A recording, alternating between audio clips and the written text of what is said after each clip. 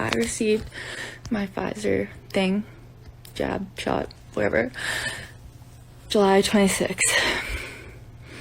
It is now September 18th, and less than 48 hours after I woke up feeling flu-like symptoms that are normal. Now, I could barely get out of bed. I drove to work. I crawled up the stairs and I had to rest and go home. My heart rate for the next 48 hours was 140 to 200, recorded by my Apple Watch. Now, I don't wear it at night, so I guess that was only during the day. Now, 4 days later, I started not being able to take a full breath. 2 days after that, my breathing was so bad I had to take breaks working at my desk from home. And that night, I felt so dizzy when I was standing, I fell over in my kitchen. And I thought, okay, this is weird. I can't breathe. I'm dizzy. And I was so dramatic. I was crawling on my floor. And then I got up and I fell over again. Now, then I started hyperventilating because I was so dizzy and my fingers went numb. Now I know from the hyperventilating. I called 911, went to the hospital. It took me 10.5 hours to see a doctor, at which time they told me I had a panic attack. And I said, okay, but I still can't breathe. It's been 10.5 hours in your waiting room and I've been watching Netflix. I have no panic. I'm fine now. They gave me an Ativan. It did absolutely nothing. And I just went home. Went to another hospital. They gave me asthma medication. That 24 hours later, I went to another hospital. They told me the asthma medication should have worked. I was given prednisone.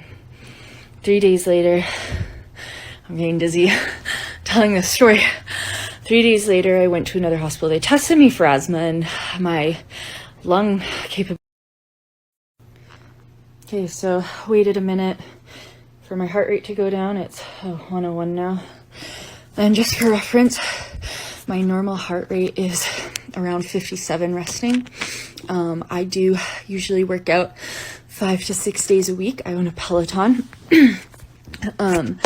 I usually play on a competitive women's soccer team.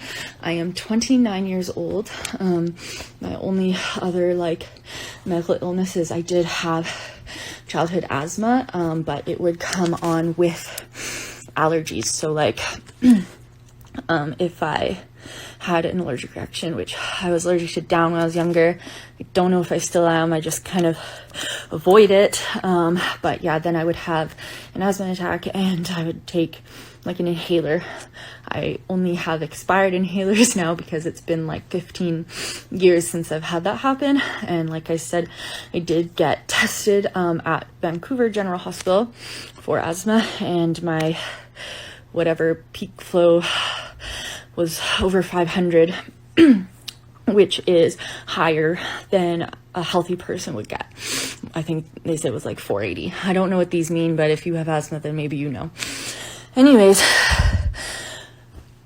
so yeah, I'm basically going out into the TikTok universe trying to find out what the heck is wrong with me. It has been almost 8 weeks since I've been unable to breathe. Some days are good.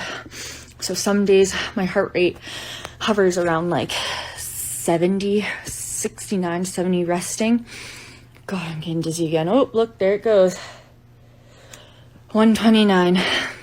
Just from talking and telling this story. I did not pause it.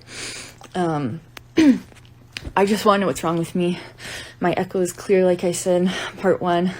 My family doctor's at a loss. I have another appointment soon, and I'm just hoping that someone has had answers. I've had so many people message on my Instagram at Katie McKay.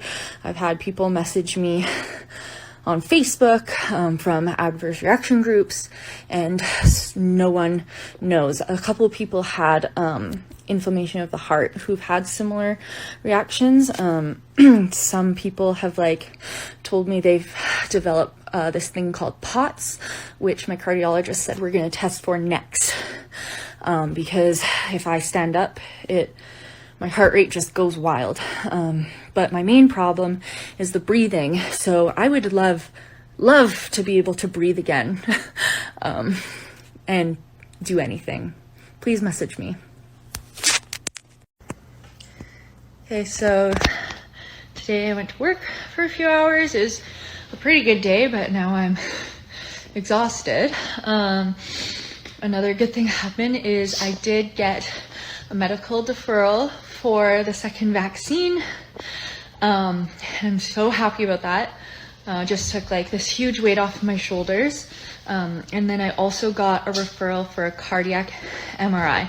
I guess a lot of people are having these issues and their ECGs and their echoes are clear. So we're gonna try a cardiac MRI. But I am in Canada, so the wait list for that is, I don't know how long. I'm just waiting for the hospital to call me and then book that in.